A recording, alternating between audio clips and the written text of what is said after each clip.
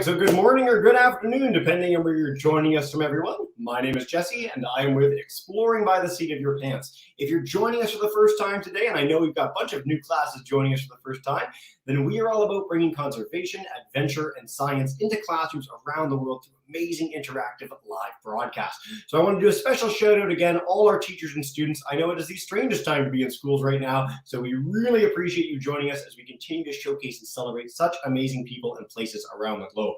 For teachers as well, we did just announce our newest newsletter. So if you head to our website at exploringbytheseat.com, you'll see an entire epic month of February entirely showcasing amazing women in science and exploration. It's going to be a really, really fun month. Hopefully you can join us for a whole bunch. Now, earlier today, we had the chance to learn about snow and ice in the Canadian Arctic and some of the amazing research done to explore that unique ecosystem. And we are doubling down on that today with two amazing explorers, Dave Garrow and Frank Wolf, who are joining us to talk about the Great Upwelling, one of the great natural events on this planet and one of the most biodiverse and incredible places right here at home. I know we've got a lot of Canadians here joining us today, and so this is one of the greatest natural spectacles and events that happens in our entire country. And Frank and Dave are going to give us a little bit of a tour as they prepare for an epic ski expedition to go explore the wilds in this most dangerous and unique of places. So I'm very excited to dive in with their talk today. I hope you guys are as well, and I look so very forward to all your questions. Without further ado, Dave, thank you so much for joining us. Frank, I'll bring you on to say hi as well, and then we'll dive in with that presentation in a minute. Hi, gentlemen. Morning. Thanks everyone for joining.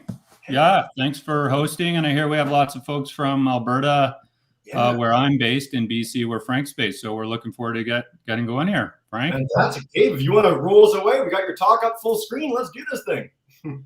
Awesome. Well, yeah, Frank and I are here with you this morning for 45 minutes to just share a huge ski expedition we're going on this spring to Ellesmere Island in the Canadian Arctic, and teach you about the Northwater polynya. The polynyas are these incredible places. Now, it's hard to believe when you look at this picture, this is a polynya, that there's actually life erupting there every spring. And we are going to teach you what that's all about and a bit about our trip up north this spring.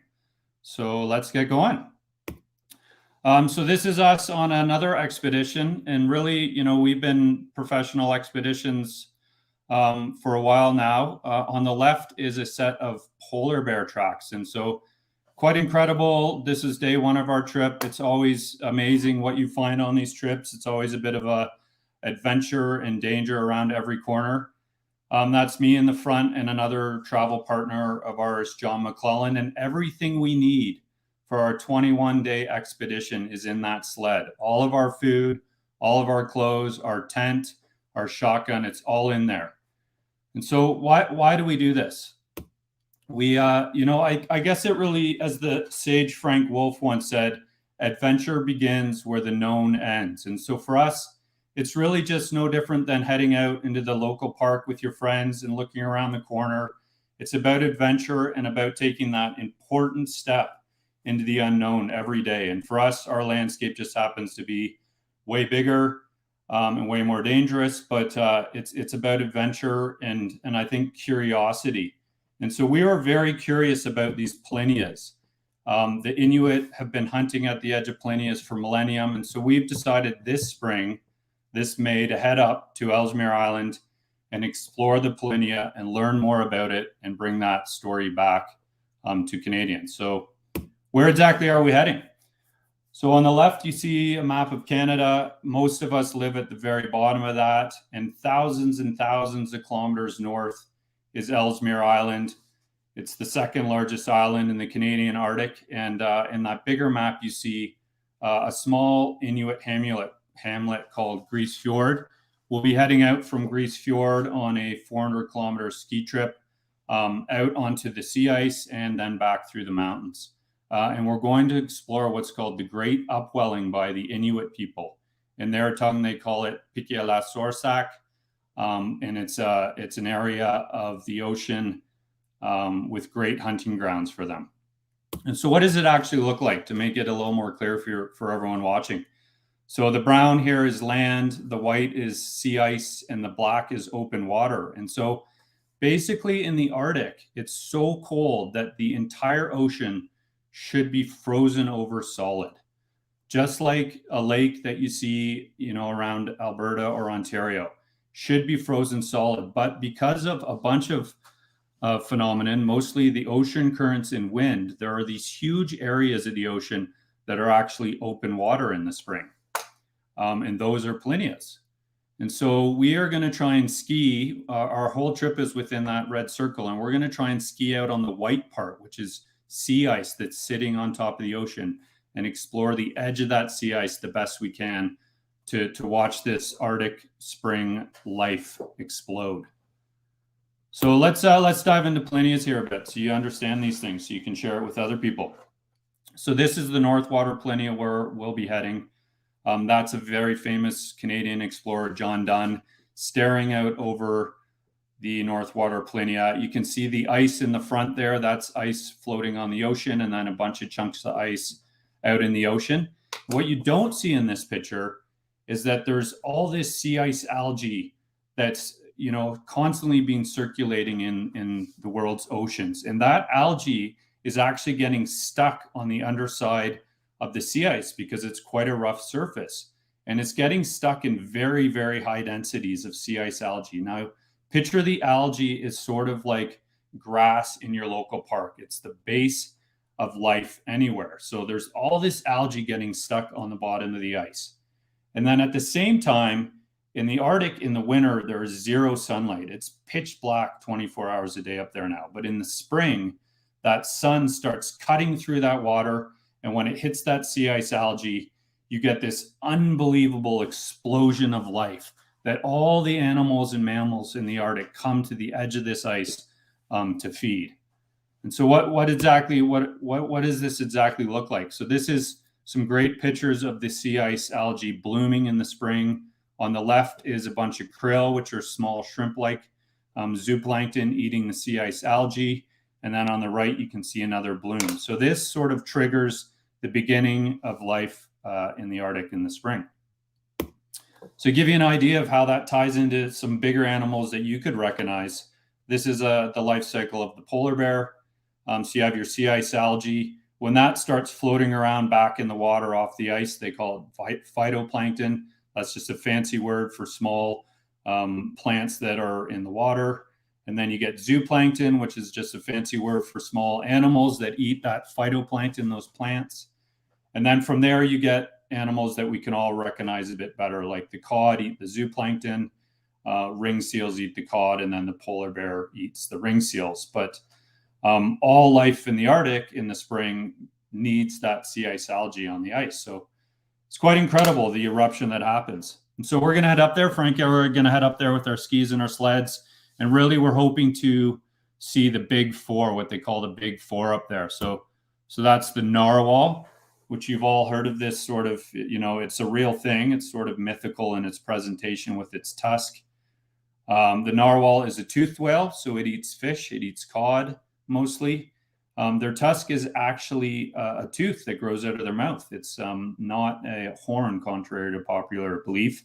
And all males have that tusk, and only some females. And a cool thing, they use their tusk sort of as a mating display, like a lion would use its mane to look bigger and more dominant over other males. And then recent footage has shown them using their tusk actually like a baseball bat to smack the head of a cod to stun it temporarily before they go eat it. So hoping to see some narwhal. Bowhead whale is a true Arctic species of whale. They only occur in the high Arctic. They're a baleen whale, so they filter their food, not like the narwhal. And so they actually grab huge mouths full of water, and then they filter out all the water, which leaves the zooplankton, the little animals, to eat. It's very similar to when you make pasta and you pour that pot of water and pasta through the filter to just get the pasta. Exact same thing. They're doing that. And they have the largest mouth of any mammal in the world. So they're a 50-foot long whale, and their mouth is, you know, a third of their body. So it's enormous. And because they eat the little zooplankton and not the fish, they're not actually competing with the narwhal for food. So they can both work the edge of that sea ice and not outcompete each other. And then we have the walrus, who we all know. The walruses are enormous. They're up to 2,000 kilograms, which is more than your car or truck weighs. They eat clams, oysters, and mussels off the bottom of the seafloor. And what's cool with them is they use these floating chunks of sea ice like docks. And when they're resting between going to the bottom of the ocean to get the clams, they jump on top of one of these floating docks. And as it's floating around and they're resting, they're actually getting to a new source of clams. So when they dive down again, they're actually in a new place where there's more clams to eat. So pretty cool. And they use those big gnarly tusks there as ice picks to kind of climb their way out of the ice. And the last one we're going to see, is the iconic polar bear. I've had the honor of being able to see lots of polar bears in the wild. So has Frank, actually. He has some crazy stories as well with that. They're the largest land mammal. Some of them weigh up to 650 kilograms, which is enormous. And they eat mostly ringed and harp seals. Occasionally they eat whales and walruses, but mostly seals.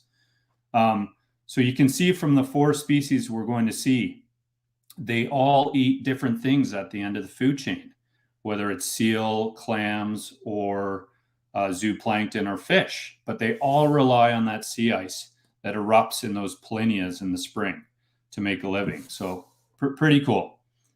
So that's it. That's how from this cold place you see here, which looks completely lifeless in the spring, where we're heading up to ski along the edge of it, life erupts. That's the phenomenon happening in northern Canada. So obviously we'll just talk another 5 minutes here about, our trip and some of the dangers we face. This is probably our biggest concern, is these huge rascals. This is 2 900-pound male polar bears sparring in Churchill, Manitoba.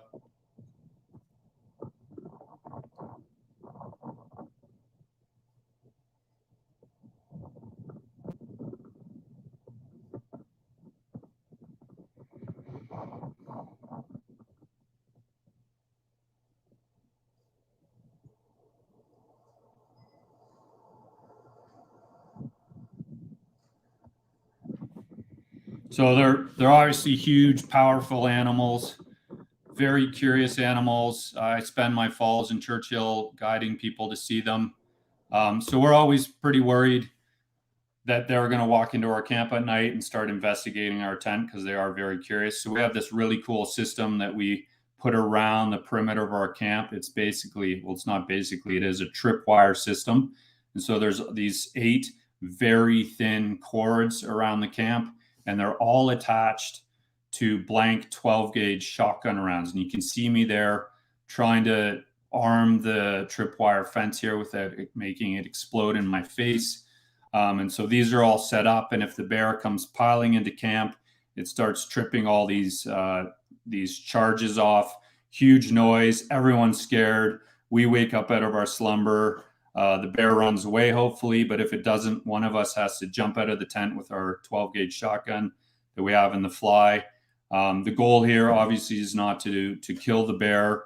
We just come out and we shoot some other loud noises out of the gun, basically scare it away and teach it that, we're not to be messed with at this time. So, yeah, pretty neat. And the other, major danger I would say we face on these expeditions is the elements. We're out in these very remote, cold, harsh places, and the only thing separating us from the elements is that orange tent there, which is, a nylon as thin as your raincoat you're wearing on a rainy day. And so without that tent to separate you from the wind, the howling wind and the cold, you'll die, within hours. And so here's a picture of our travel partner, Johnny McClelland, acting as a weight in the tent as Frank and I furiously put the tent up during a massive storm we went through on Baffin Island. If this thing flies away in the wind and you can't get it back, you're done. You're not going to last the night out there. So lots of fun dangers out there to deal with, but it's not all misery. Really, it's about heading out with your buddies and just exploring this landscape and having fun like when you were a kid. Here's Johnny finding a creative way to travel down a river in Inuit Pass on Baffin Island.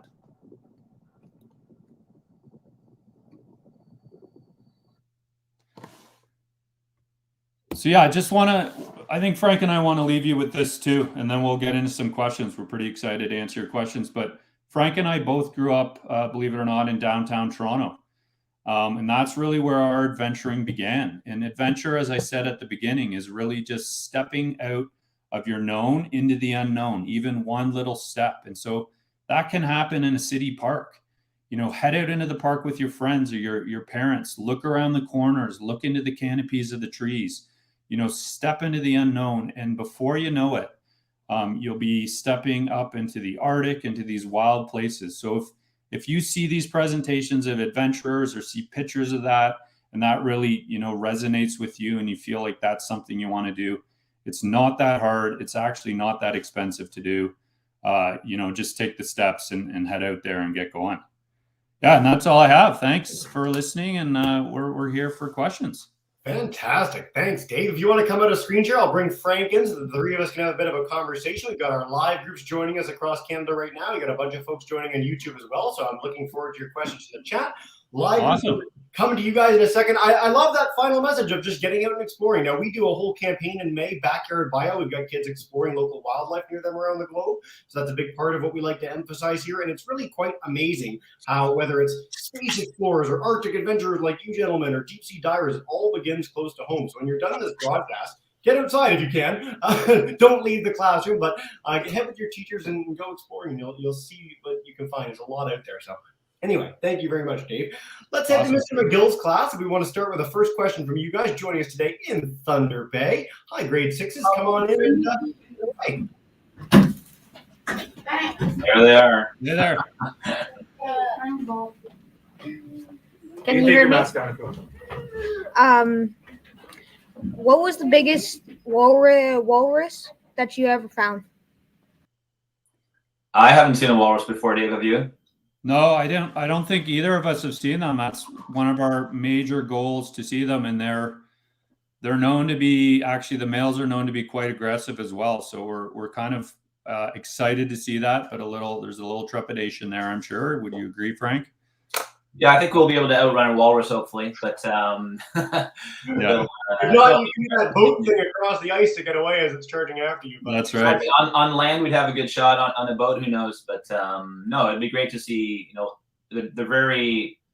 You're only going to see them in the high Arctic, basically. So you have to go up there and in order to have the opportunity to see them. So yeah, it's kind of one of these rare species that aren't really close to populated human areas. So yeah, as Dave said, one of the big four we want to check out when we're up there. So I'd encourage all our classes, if you get the chance to watch Our Planet on Netflix, they've got the most incredible walrus footage ever captured in a documentary ever, like tens of thousands of them in the Russian Arctic. Just spectacular creatures. I'm so glad we got a walrus question to kick off. Thanks, guys. All right, let's head to our Amethyst School, Miss Knobloch's class, joining us in London. If you guys have one, come on in. Hey, guys.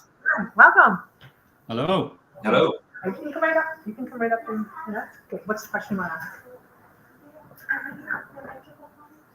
Okay, the question was, on your travels, have you had any other archaeological finds as you've been up in the Arctic? Dave? I'm gonna bounce that one to Frank, because I know he's found some things on a previous trip he's done. Yeah, I mean, archaeologically, I mean, it depends how far back you go in terms of like, I think on one canoe trip I did in the wilderness, we found this 50-year-old bottle with a message inside of two people who'd done a canoe trip, and it was kind of half buried, in the dust. So some kind of earlier archaeological finds, but definitely I found things like arrowheads up on the George River in northern Quebec. There's a site there called Mouchouanapi, where for 10,000 years, the Inuit people would use that area to actually hunt caribou. And if you just go just below the surface there are tons and tons of arrowheads, lots of signs of tent rings as well. Tent rings are a really good indicator of former human, habitation, especially in the Arctic. On the Kazan River, which is a river that flows up to Baker Lake from basically the Saskatchewan Nunavut border. There was a people there, the Caribou Inuit used to live along the shores of the Kazan, completely subsisting off of caribou. They no longer live there. By the 1950s, because of starvation and disease, they actually had to get moved away from the area. But if you go behind kind of any one of your campsites along the way, you'll see these tent rings, some small ones of like little hunting tents they would have had, and also really big longhouse stone formations that would have indicated a more permanent, summer settlement. So definitely, like, even though it doesn't seem like there's a lot of archaeological history in Canada, there's actually lots and lots if you just open your eyes and poke around a bit. Yeah, I mean, we've got so much land. We emphasize this in a lot of our polar programs, that there's so much relatively uncharted land or places that very few people have been anyway. So there's, it's ripe for discovery. And when we highlight the Indigenous story of Northern Canada, especially in programs over the last 6 months particularly, it's just so unbelievable to think that there's so much up there and that there's such a long history of human habitation. Again, Terrence, if anyone has a chance to look this up when they've done the broadcast, I don't know if either of you have any pictures that you might happen to have of what one of these looks like, because we could absolutely bring it in the broadcast. I'll try and find one myself, but I'll make sure our classes have this after the fact, because they're so spectacular, so unique.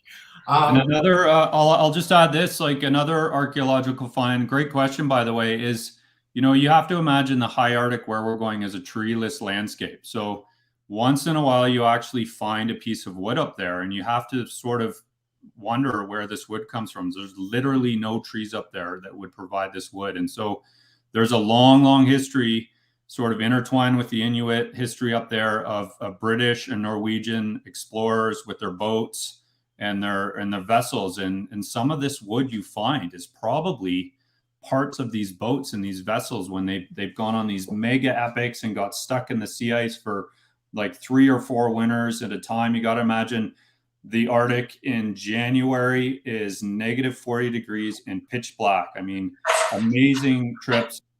So yeah, occasionally we find these pieces of wood that are too big to come from a bush, and you wonder what the story is behind there. It's pretty fascinating. So Dave just mentioned that, but I just brought this. So this is actually a piece of like doweling from an old wooden ship, and I actually found that when I was trying to row the Northwest Passage, just 50 meters up on the land. We were stuck in a storm for 2 days, and I was wandering around and found this old. So this, who knows? It could have even been from Franklin's ship. The one thing with the Arctic is because there's so little bacteria, things don't decay very quickly, so they actually get really well preserved. And so this is something that I picked up off the shore.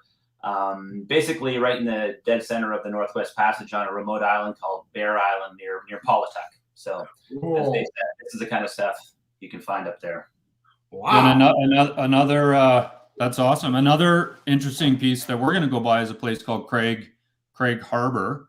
Okay. So in the 60s, the Canadian government wanted to make sure that the high north remained Canadian, and they have these RCMP outposts there. So some poor lad got posted to Ellesmere Island, not even near the Inuit hamlet. And there's still some buildings standing there from Craig Harbor that we'll go check out. So that'll be cool. That is very cool. I have some follow-up things for all our classes, because I love when we talk about marine archaeology, especially sort of the age of exploration. One of our best programs we've ever done on this, on Exploring by the Seat of Your Pants, Matthew Eyre with the Arctic Institute of North America talks about finding shipwrecks in the remote northern Arctic. A really incredible program if you want to check that out on YouTube.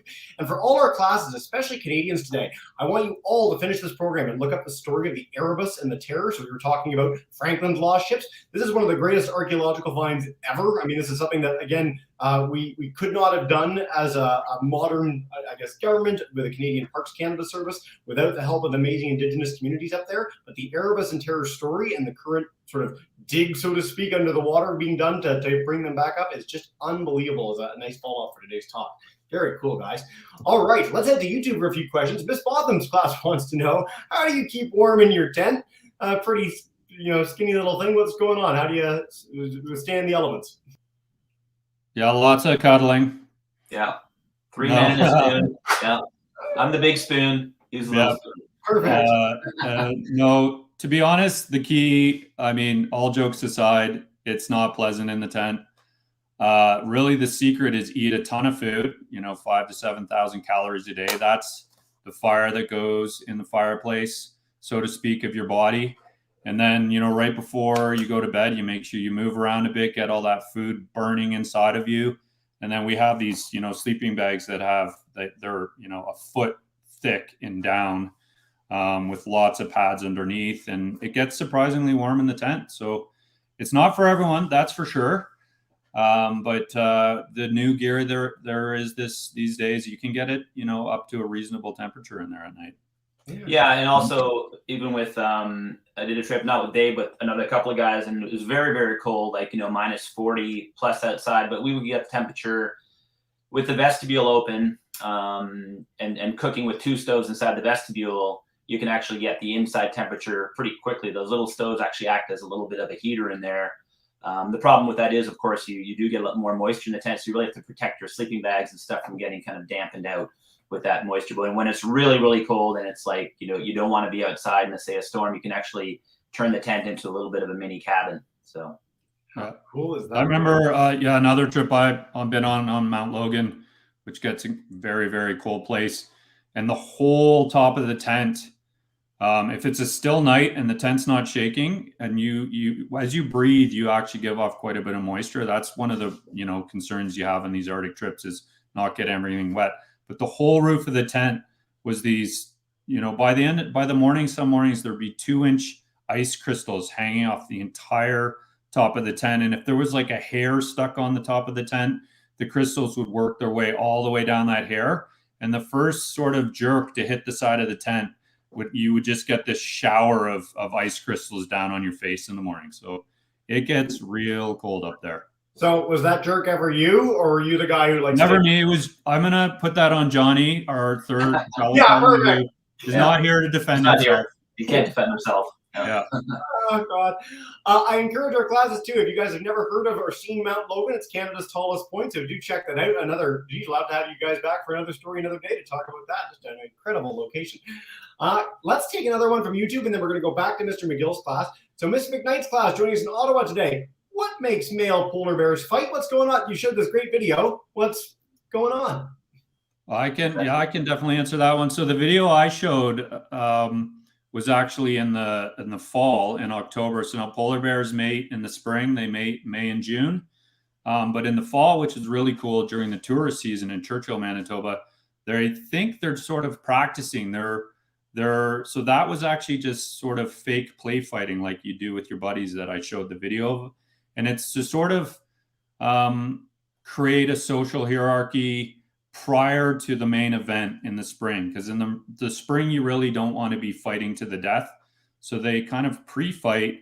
They understand everyone's size and how strong they are, so that when it comes to mating season in the spring, they don't actually have to fight each other to the death. So pretty cool adaptation, to sort of save your energy for the landscape.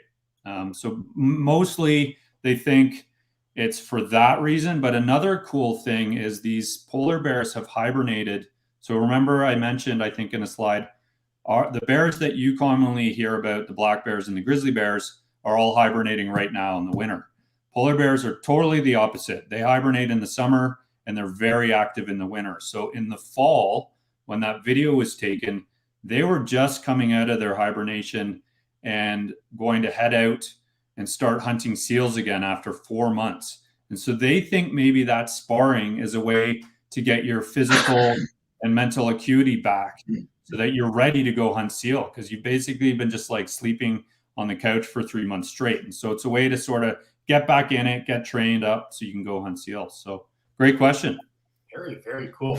I do want to stress too, you guys get the chance to go to some of the most unique and really difficult to get to places in the world. For all Canadians, for all our audience today, we've got Americans that join us regularly as well. Churchill, Manitoba is a place where people go to see polar bears. This is a place that anyone can take a commercial flight to go see. One of the great safaris in the world. You don't need to go somewhere like East Africa or Australia to see incredible wildlife. There are belugas, polar bears right in Manitoba, pretty much right next door for some of our provinces today. So I hope everyone gets that chance in their life. It's a really special thing to see. The world's largest land carnivore. It's an incredible creature.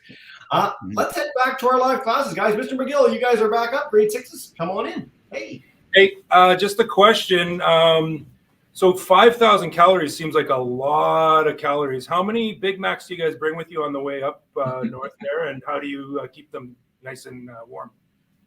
I think we all do different. I mean, we food-wise, Dave usually will freeze dry, as he says, like an entire cow and bring it along with him in the sled, and usually has enough for all of us. So, but for me, I usually go in a little bit heavy on trips too. So almost like an animal who fattens up for the winter time, I'll definitely go in with a little bit more weight and probably lose a little bit of weight through the journey and then just kind of plane off. But yeah, I mean, just a lot of, I mean, I'm not much of a calorie counter. It just kind of works out. But like freeze-dried meals in the evening, lots of meat, lots of chocolate, fatty foods. I know friends of mine who've gone to like the Antarctic, the South Pole, they just literally will freeze like bacon fat and eat that and stuff like that. So, but yeah, how about you, Dave? I think, I just bring lots of very rich foods, but what's really cool on those trips is you really, every piece of food you bring is used. You're never overeating, you're never sport eating, and you're super pumped every meal because you need it. Your body is craving those calories. And so we try to balance the fact that we have to we're dragging everything behind us. So it's heavy. This trip we're doing this time is 21 days. So it's a lot of food. So you're trying to balance that with just bringing enough food that you need to get by. So yeah, the 5 Big Macs at the beginning go quite quick, sadly. And the pizza you have at the end and a couple beers are just amazing. Best pizza you'll ever have. Yeah, it gives you perspective. You're like a freeze-dried food tastes amazing on the trail, but you never eat it at home, basically. Yeah. We've had people on before be like, what does it taste like? And, you should try it at home. Anyone can go to like a store, I guess Sales, one of the big examples here in Canada. If you go to Sales, you get the freeze-dried food, try it at home.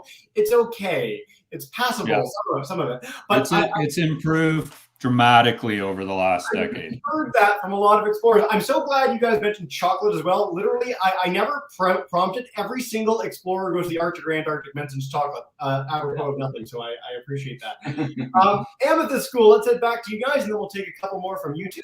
Come on back in. Hey. Excellent. The class would like to know, what are some of the strangest things that you have seen on your travels? Wow, it's broad. Strange. I remember I have one on Mount Logan at about 16,000 feet, super high up. And we just somehow gotten through this 4-day storm. I mean, we were literally stuck in our tent for 4 days. And you have to get up every night and like dig. You literally have to dig your tent out every 3 hours or you get buried in snow. So we sort of emerge out of this 4-day haze, pretty beat up mentally. And we start hearing we're hearing these sounds of spring and these birds chirping.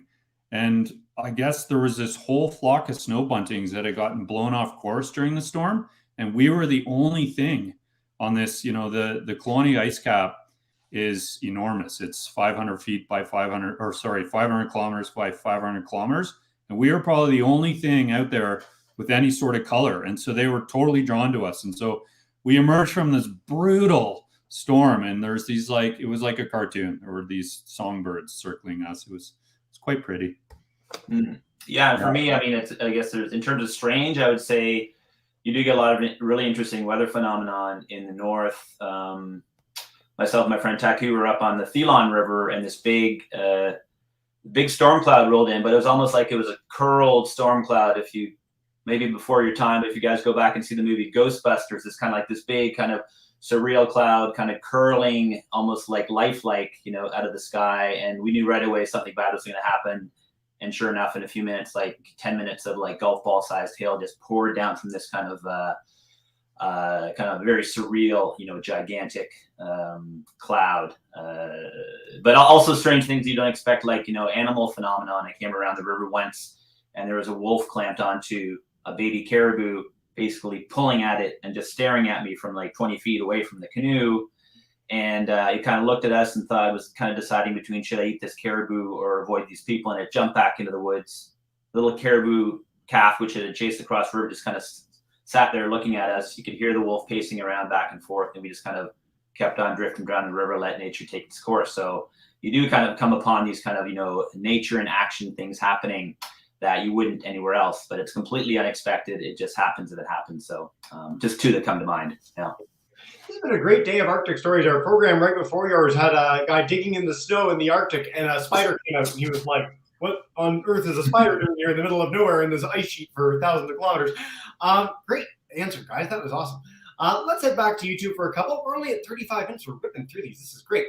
Miss Abby's class also joining us in Ottawa. They've got a bunch of questions for us. So, Dave, you showcased this really sort of hardcore tripwire shotgun shell thing for keeping polar bears out. Their question is, how many polar bears or other animals have tried to get in your camps? Does this happen regularly where you need to jump out of the tent with your shotgun to scare them off, or what's going on?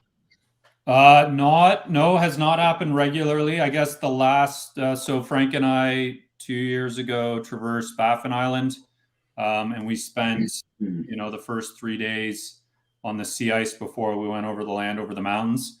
And that picture we had of that polar bear tracks that we'd camped that night, and that you could see the polar bear had come quite close to our camp, a couple 100 feet.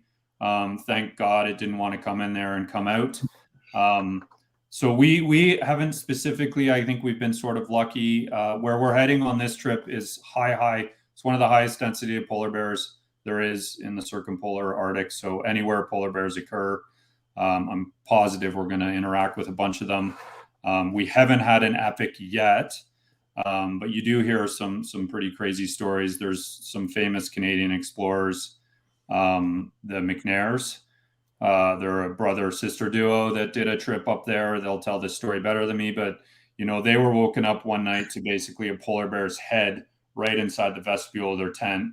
And the brother was smart enough to just grab a shovel and start smacking its head with the shovel and scaring it away. So that's sort of, when I go to bed every night, I remember that story and I don't sleep so well. It's terrifying. That would be absolutely terrifying. And I had to chase last summer a polar bear away from, I was in a cabin at the mouth of the Seal River up on Hudson Bay, which is about 70K north of Churchill. And these 3 polar bears rolled up in this little shelter cabin we were staying in waiting for pickup. And it started to eat the end of my canoe and chewing on it. And so trying to punch a hole in it, basically. And so I had to run out with the shotgun and chase the bears away with some warning shots. But they came back a couple times. So they're quite curious. And, just you have a thin piece of plywood between you and this kind of, 600, 700 pound animal as it's chewing on your canoe. If you want, there's actually a video, Frank Wolf YouTube polar bear. You can see this polar bear chewing on the canoe. So it's out there for you to see if you want. Yeah. I'm going to get that up and make sure our YouTube folks have that in the chat in a minute. We had a gentleman, again, Chris earlier today, talking about a polar bear leaning on his tent. And I mean, it's really, I hope everyone gets the chance to either see one in the wild or see one in a really well-regulated zoo in their life. They are an unbelievable animal. Like if you see a skeleton, if you see a stuffed one, it doesn't give it justice at all. I know I've been at the Toronto Zoo where I turned around and against the glass with the polar bear's full head, and it's the size of your torso. It's just this unbelievably massive animal. So I hope you don't have that experience, but I'm glad. I think you're just scaring us now, Jesse. You're getting us. Well, you know what? I'm really glad you guys highlighted this whole story about how prepared you are, the things that you have, the fact that you don't want to, you never want to be in a situation where you have to harm a polar bear, but you have to have the preparation there to, be ready in case that happens. The Hearts and Ice women who join us for amazing programs all the time talk about 100 interactions with polar bears at their cabin in Norway. And so it's one of the rare places on this planet, the Arctic, where you are on the food chain. You are there with these animals that you really need to be respectful of, and you gentlemen are, and so it's nice to share these. Yeah, and you have to understand that in 99% of the times, these bears are going to avoid you. They're not. They know humans are definitely not a good thing to interact with. They've been hunted for thousands of years by the Inuit, like they're on the food chain of the Inuit. So, but of course, there's always the anomaly and something. So you have to be prepared for that anomaly, right? So, yeah. And the landscape's usually telling you, if you start paying more and more attention. To be honest, it took me decades to get there. Where, don't make sure you don't hang out where all the seals are hanging out. Don't camp where you're seeing seals pop up everywhere, because that's where the polar bears are going to be. It seems so simple, but it takes decades of exploring to sort of pick up on these subtleties that are out there. Well, I appreciate the insight, and again, you guys are. I don't think we've ever had anyone on in the last year who's got can reference more different expeditions they've been on than you two gentlemen. So this is great. I'm going to take a sort of a joint question from some of our YouTube classes along the same lines. So we've got questions about, due to climate change, do you notice ice breaking or shifting under you? Do you notice that being different in your history of exploration? And then along that same line, because of this, do you find that polar bears are having less food to eat? And we can address this with some of our other scientific talks, but I guess in your own experience, how has climate change impacted your own expeditions and maybe the things that you're seeing with wildlife up in the Arctic? Yeah, I did a trip in 2013, myself and 3 others. We tried to row the Northwest Passage from Inuvik and all the way through. And basically, I did a film called The Hand of Franklin. You can watch on YouTube. It's all about climate change in the Arctic, but basically from the perspective of the Inuit and Inuit people we interviewed along the way. It's very hard to tell, I think, when you're there in the moment what's happening. But they just told us over the decades how things had changed in terms of erosion of communities like Tuktoyaktuk. As the permafrost disappears, the sea will actually erode it with the open water. So the communities basically disappearing into the ocean. Areas used to be completely locked year-round in ice are no longer locked year-round in ice. And it also changes their hunting patterns. So when you talk to the people up there and they give you that decades-long perspective, I think you see that things have definitely changed quite a bit up there. But also talk to the Inuit, they see a lot more polar bears now too, for whatever reason. They're adapting, I think, polar bears to, eating basically shorter winters, longer summers, right? So I know at the mouth of the Seal River, for example, the reason there's so many polar bears there, where we had to scare that bear away, is that it's a very long tidal shelf. And when the tide runs out really quickly, it's about 5 kilometer long tidal shelf. Often beluga will get stranded. It's a big beluga kind of feeding area. And when the stranded belugas get caught up in the tide, then the polar bears go out there and grab them. And there's some planet Earth footage that my friend shot up there in that area of the polar bears actually hunting them, jumping off of rocks and grabbing like belugas by the head and kind of hunting that way. So they're adapting their ways of hunting as well, in the kind of the bigger shoulder season that's happening now. And another piece that we're sort of hoping to contribute. I mean, the Inuit have been hunting, like Frank said, up there for hundreds of years. They don't ever travel by ski. Their form of travel is by snow machine with high-powered rifles. And so they're finding it increasingly hard to safely travel that landscape. The snow machines go fast and they're heavy. And typically they would be able to just zip along and not worry about breaking through the ice. But they're noticing it's not quite that easy anymore. They have to go slower. The ice is just the structure of it, the depth of it, the location of it is radically changing. So for Inuit communities, it's going to be a different landscape. And really for polynyas, that's a major story we want to bring back, is the polynyas occur in the same places. They grow and shrink in size, but they're always on the same places in the Arctic. And so it becomes this reliable place to hunt. And if polynyas disappear because the ice goes, all of those animals are going to be spread out throughout the Arctic trying to make a living as best they can. And it's going to be impossible to target these rich hunting grounds. So yeah, major changes happening up in the north right now. I'm very excited to hear the follow-up on this expedition and bring you gentlemen back when you've had the chance to go and explore all this, because it's going to be quite the story. I do want to encourage all our students, and I'll make sure they have this in the registration email as well. Both of your Instagram pages are here. There's going to be more amazing resources on this expedition coming soon, so please do get us that. We'll make sure all our signed-up classes have it. And if people want to find out more about polar bears specifically, Elisa McCall is the education director for Polar Bears International. She's done a bevy of amazing programs with us. And on this note of Indigenous community meets Western science when it comes to the ice changing, Smart Ice is a program that we did. You can check out our YouTube for Smart Ice, where it's, again, sort of Indigenous collaborations with Western scientists coming up to make sure that people have this ability to traverse this really changing, radically changing landscape up there. So I'm really glad we got a chance to highlight that today.